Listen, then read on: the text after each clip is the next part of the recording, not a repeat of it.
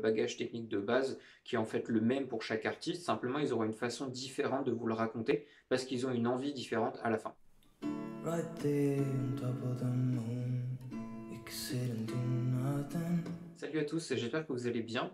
Aujourd'hui on va faire une vidéo un petit peu spéciale où en fait je vais réagir à des commentaires que j'ai pu voir sous mes vidéos récentes ou bien sur les réseaux sociaux sur les choses que j'ai partagées, où en fait j'ai l'impression que la vision de l'art pour certaines personnes n'est pas très claire, et du coup je me suis rendu compte que je vous avais jamais exposé en fait ce que je voulais faire et le message que je voulais faire passer avec les différentes vidéos que je fais sur la peinture, et du coup voilà, c'est un petit peu l'occasion de vous expliquer ça en réponse aux commentaires que j'ai pu voir sur mes vidéos. Donc en fait ces fameux commentaires dont je parle, c'est simplement des personnes qui disaient que les conseils que je pouvais donner n'étaient pas du tout adaptés, que c'était une autre manière qu'il fallait faire dans un autre sens la peinture, qu'il fallait d'abord faire ceci ou cela, que ce soit en peinture ou en dessin, et leur avis peut être tout à fait juste, hein. Je ne dis pas du tout qu'ils ont tort, que c'est une mauvaise méthode ou que ça ne peut pas être possible. Simplement, j'aimerais clarifier les choses sur l'art de manière générale, c'est-à-dire que il peut y avoir une méthode que j'expose dans ma vidéo qui peut fonctionner, il peut y en avoir d'autres où vous pensez qu'elles sont peut-être meilleures ou qu'elles sont mieux, et ça peut être complètement vrai aussi.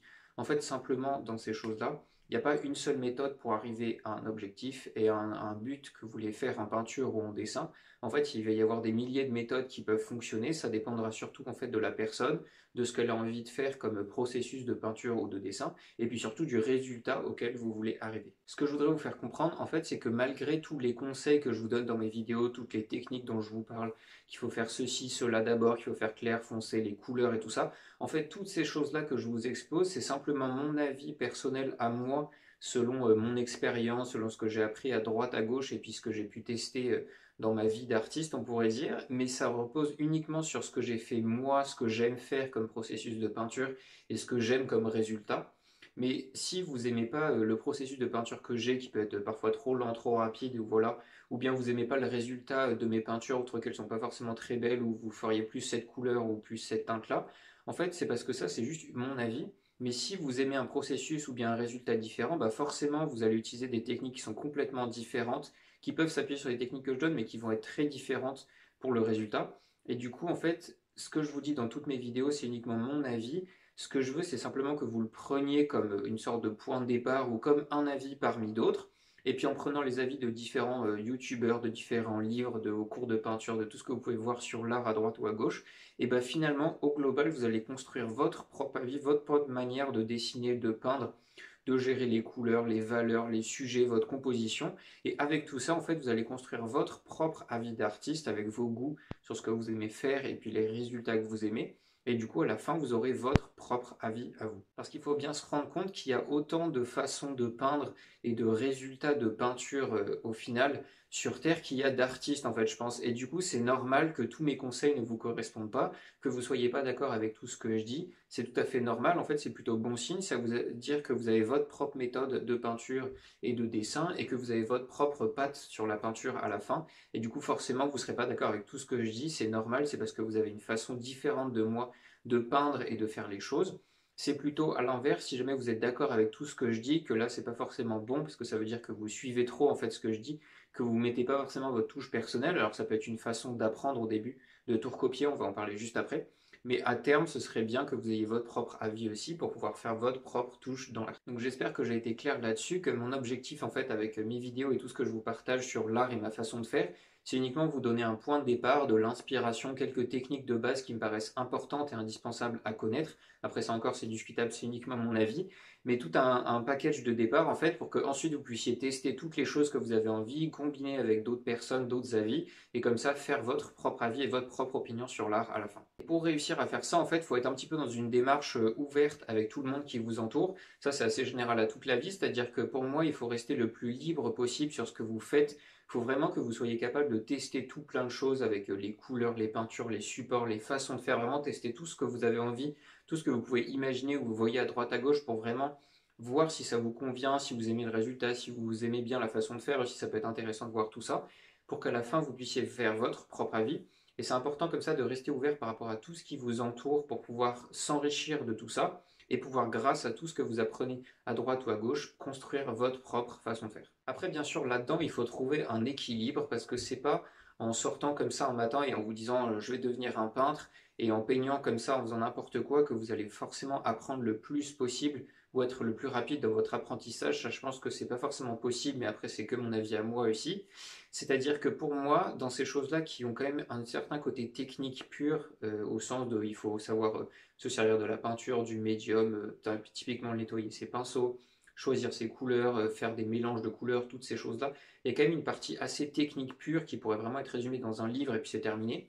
Et ce package-là, en fait, il faut l'apprendre quand même à un moment donné. On ne peut pas juste l'intuiter comme ça, ou alors ça prendrait vraiment beaucoup de temps. Donc mon avis là-dessus, c'est qu'il y a quelques connaissances indispensables à avoir avant de pouvoir commencer à vraiment s'amuser et à explorer tout ce que vous voulez. Il faut d'abord connaître quelques petites choses techniques avant de pouvoir commencer cette étape. C'est aussi pour ça que je fais mes vidéos, c'est pour essayer de vous transmettre ce bagage technique que moi j'ai appris au fur et à mesure de mon expérience de peintre et de dessinateur, en écoutant des choses à droite à gauche, en testant certaines choses, en comparant différentes techniques pour voir celles qui me correspondaient le mieux, celles que je préférais. Et du coup, je vous partage un petit peu tout ce que j'ai appris, toute mon expérience par rapport à ça et ce que j'ai pu réaliser pour que vous puissiez apprendre ce bagage technique de base. Après, bien sûr, libre à vous de remettre en question tout ce que je vous dis, de tester différentes choses, de comparer et de faire votre propre avis pour avoir votre patte d'artiste à vous. Mais si on veut faire une comparaison, c'est un petit peu comme quand vous apprenez à conduire, il faut connaître le code de la route pour avoir le droit de conduire sur la route, il faut savoir se servir d'une voiture et tout ça. Il y a quand même quelques connaissances techniques. Et puis après, une fois que vous savez tout ça, libre à vous de conduire correctement dans une ville ou de faire n'importe quoi, ou bien d'aller drifter sur un circuit si ça vous amuse. En fait, une fois que vous avez le bagage technique pour vous servir d'une voiture, libre à vous de faire ce que vous voulez, tant que ça reste en sécurité. Et donc c'est exactement la même chose dans l'art, il y a quelques connaissances techniques à avoir avant de pouvoir s'amuser et tester un petit peu tout ce qu'on veut. C'est pour ça que je trouve ça intéressant quand vous commencez l'art, que ce soit en dessin ou en peinture, en fait de pas trop vous surcharger d'informations.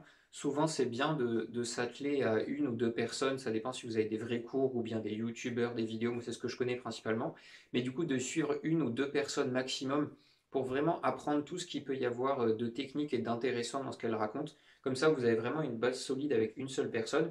Parce que le problème, c'est si vous commencez à regarder 15 personnes, en fait, tout le monde va avoir son petit avis différent parce que forcément, ils ont des expériences différentes et des envies différentes sur l'art, sur ce qu'ils aiment faire et le résultat qu'ils aiment bien. Et du coup, si vous vous brouillez avec tous ces avis différents, en fait, vous aurez du mal à apprendre le bagage technique de base qui est en fait le même pour chaque artiste. Simplement, ils auront une façon différente de vous le raconter parce qu'ils ont une envie différente à la fin.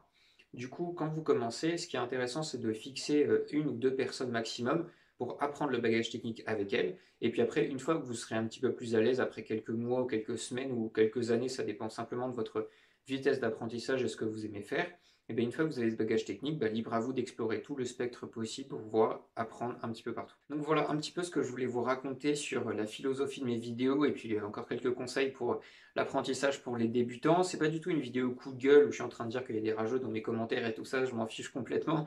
C'est simplement que ça m'a fait réfléchir sur ma vision de l'art, sur ce que je voulais vous transmettre et du coup je vous le partage parce que je pense que c'est intéressant pour vous de savoir dans quel objectif je fais mes vidéos, comme ça vous savez comment les recevoir, c'est-à-dire que c'est pas quelque chose d'écrit, d'impartial et tout ça, c'est simplement mon avis par rapport à mon expérience. Et ensuite, ce qui est intéressant, c'est que vous enrichissiez de tout ce qui existe sur YouTube, dans des livres et tout ça. Et comme ça, vous pouvez faire vos peintures avec ce que vous aimez, les sujets que vous aimez, les compositions, le résultat que vous voulez faire et tout ça. Vraiment, restez libre sur tout ça. L'art, le principal, c'est de s'amuser, de faire quelque chose qui puisse faire passer vos émotions, qui vous amuse à faire, autant que de contempler le résultat quand c'est fini pour faire passer le message que vous voulez, simplement peindre un beau paysage, s'amuser avec des couleurs, enfin voilà, ce que vous voulez. L'important, c'est de s'amuser dans ce que vous faites et d'aimer faire ce que vous faites en art. Donc voilà, j'espère que ça vous a plu. J'attends vos commentaires pour voir si il y a quelques réactions là-dessus. On verra bien ce que ça donne. Portez-vous bien, peignez bien, et puis on se retrouve bientôt pour une petite vidéo de peinture. À la prochaine. Right there on top of the moon, we could sit and do nothing. I wish we were bold to just fly away. I don't wanna care.